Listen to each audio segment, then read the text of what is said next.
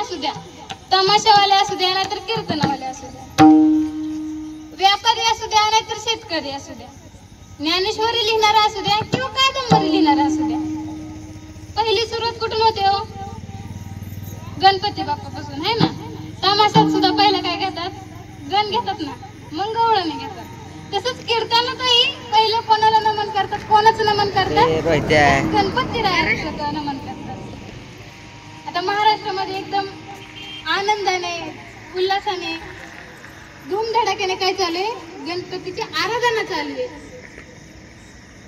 गणपती हे दैवत कसं आहे पहा.